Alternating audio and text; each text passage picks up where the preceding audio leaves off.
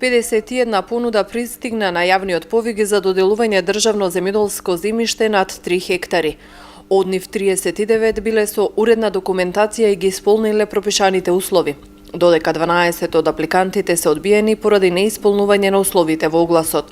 Понудениот вкупен инвестицијски фонд за овие 39 прифатливи понуди е 15,5 милиони евра. Оваа сума представува директна инвестиција, односно директен влог во самото земјоделство и во агросекторот.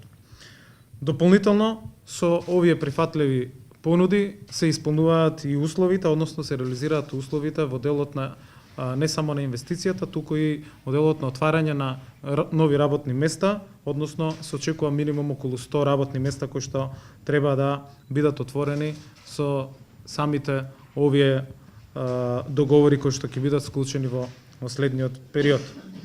Сите прифатливи понуди, освен за подигање на насади и одгледување на едногодишни култури, содржат и капитални инвестиции, што е особено битно во објекти од примарната обработка на земјоделските производи, како винарии, кланични капацитети, центри за преработка на овоше и зеленчук, откупни центри, млинови, оранжери и други објекти тесно поврзани со самото земјоделско производство.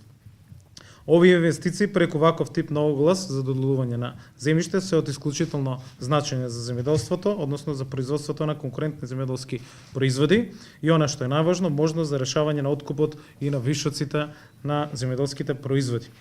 Обврска на оние што ќе поминат на електронското јавно наддавање во рок од 5 години да ја реализираат инвестицијата.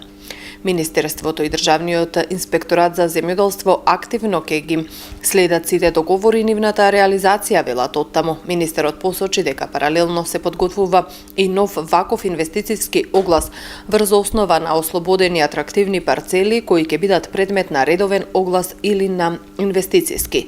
Инвестициите од ваков тип се од исклучително значење за производство на конкурентните земјоделски производи, решавање на откупот и на вишоците земјоделски производи.